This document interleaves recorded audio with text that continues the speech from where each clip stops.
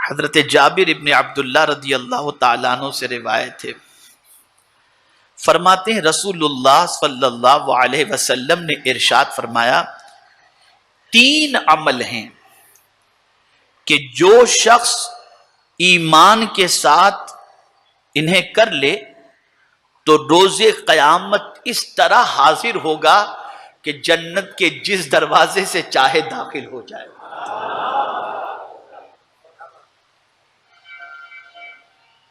جس دروازے سے چاہے۔ اب وہ 3 عمل آپ سنیے، اور پھر مزید آگے حضور نے فرمایا، اور جنتی حوران سے جتنی حوران بہشتی ہیں ان میں سے جس سے چاہے وہ نکاح کر لے۔ یہ بھی پروردگار کے پیارے حبیب صلی اللہ علیہ وسلم کا ارشاد ہے۔ اب خدا کی قسم سنو اور پھر ذرا اپنے ایمان کو پختہ کرنے کی کوشش کرو، ذرا اسے غور سے سنو۔ آقا کریم صلی اللہ علیہ وسلم نے ارشاد فرمایا، وہ اعمال میں سے پہلا عمل کون سا ہے؟ سرکار نے 3 عمل کی بات کی نا، کہ جو ایمان کے ساتھ یہ 3 عمل کرے گا جنت کے جس دروازے سے چاہے وہ داخل ہو جائے۔ اب ان اعمال میں سے پہلا عمل کون سا؟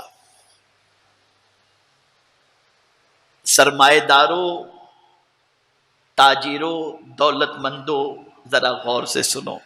میرے آقا صلی اللہ علیہ وسلم نے ارشاد فرمایا، جس کسی نے کسی مسلمان کو مشکل کے وقت چھپا کر قرض دیا۔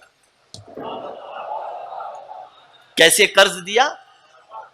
چھپا کر قرض دیا کہ اس کی عزت نفس مجروح نہ ہو، اس کی عزت نفس مجروح نہ ہو، تو اب سرکار فرماتے ہیں کہ وہ جنت کے جس دروازے سے چاہے داخل ہو جائے۔ ایک قرض مانگنے والا آپ کے پاس آیا اور آپ نے خاموشی، لے جاؤ بھی تم رکھو یار، جب بعد میں دیکھیں گے، اس طرح سے نہیں یار یہ لے، کب دے گا کیا نہیں۔ آپ کے پاس اللہ نے دیا ہے اور سامنے والا بہت مشکل پوزیشن کے اندر ہے، اور آپ نے اس کی عزت نفس مجروح، رکھو نا یار، تم ابھی ضرورت ہے نا، تم کو رکھو بعد میں دیکھ لیں گے، تم لو ابھی تمہارا کام پورا کرو۔ آپ نے تو یہ کر دیا، اب اس سے پوچھو کہ آپ کے اس کرنے پر اس کا دل کتنا خوش ہوا۔ نفسیات کے اعتبار سے آپ صرف سوچو کہ اس کا دل کتنا خوش ہوا ہوگا۔ ارے ایک مومن کا دل خوش ہو جائے تو مولا خوش ہو جاتا ہے، اس کے حبیب خوش ہو جاتے ہیں۔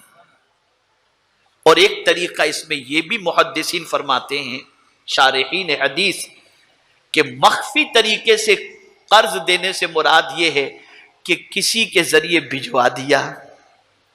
آپ کا دوست ہے، آپ کا قریبی ہے، آپ سے مانگنے میں ہچکچاتا ہے کہ یار میرے دوست کے سامنے میری آبرو چلی جائے گی، لیکن آپ کا دوست پریشانی کے اندر ہے اور قرض کے سلسلے میں پریشان ہے، آپ نے کسی کے ذریعے بھجوا دیا اور کہہ دیا کہ میرے دوست سے کہہ دینا میرا نام مت لینا، میرا نام مت لینا، اس سے کہنا یہ لے لے، جب تیرے پاس آئے تب تو دے دینا۔ تو اب یہ چھپا کر آپ نے اسے قرض دیا، آپ نے تو اسے قرض دیا، مولا نے جنتی عطا فرما دیا، مولا نے جنت۔ یہ ہے، اس اسلام کو سیکھو۔ بہت سیکھ چکے نماز، روزہ، حج و زکات، اور سیکھنا بھی چاہیے، اور اس کی عظمتوں کا کیا کہنا، لیکن حضور صلی اللہ علیہ وسلم یہ کب فرما رہے ہیں؟ نماز فرض نہیں ہوئی اس سے پہلے فرما رہے ہیں۔ اسے سمجھو آپ، جن چیزوں نے لوگوں کو اسلام کی طرف مائل کیا ان میں سے یہ بھی ایک چیز تھی کہ ہم مسلمان ہوں گے تو مسلمان ہماری مدد فرمائے گا اور ہماری پریشانی کو دور فرمائے گا۔ تو اب آپ دیکھیں، ایک تو عمل حضور نے یہ بتایا کہ من ادا دینن خفیہ، جس نے کسی مسلمان کو مشکل کے وقت چھپا کر قرض دیا کہ اس کی عزت نفس مجروح نہ ہو۔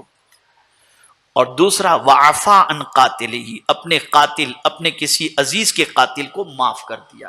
کسی عزیز کے قاتل ہیں اسے معاف کر دیا، اور یہاں تو قاتل تو بہت دور کی بات ہے، قاتل تو بہت دور کی بات ہے۔ یہاں معاملہ تو یہ ہے کہ آدمی خالی بھویں چڑھا لے تو اسے بھی معاف کرنے کے لیے تیار ہے۔ تو اپنے قاتل یعنی اپنے کسی عزیز کے قاتل کو معاف کر لیا، یعنی قصاص نہیں لیا۔ اور تیسری چیز وقرأ فی دبر کل صلاۃ مکتوبۃ 10 مرات قل هو اللہ احد، اور ہر فرض نماز کے بعد، غور سے سن لیں، یہ شاید آپ آسان سمجھیں گے، قرض دینا آپ کے لیے مشکل ہوگا، معاف کرنا مشکل ہوگا، لیکن یہ تھوڑا سا آسان سمجھیں گے۔ لیکن میں عرض کرتا ہوں آپ قرض بھی اس طریقے سے خفیہ طور پر دو کہ اس کی عزت نفس مجروح نہ ہو۔ تو آقا کریم صلی اللہ علیہ وسلم نے تیسری بات جو فرمائی، تیسرا عمل، اگر کوئی ان میں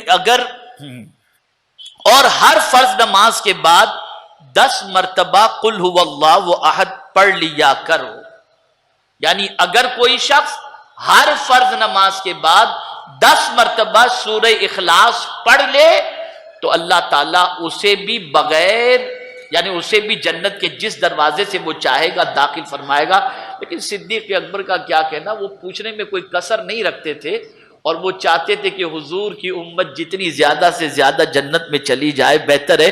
تو فوراً صدیق اکبر کھڑے ہو گئے اور انہوں نے عرض کیا او احداہن یا رسول اللہ، یا رسول اللہ صلی اللہ علیہ وسلم، کوئی یہ تینوں کام نہ کر سکے اور تینوں میں سے کوئی ایک کام کرے تو اس کے بارے میں سرکار کیا فرماتے ہیں؟ تو میرے آقا نے فرمایا او احداہن، ہاں اگر ایک بھی کرے گا تو اس کی جزا وہی ہوگی، ایک بھی کرے گا تو اس کی جزا وہی۔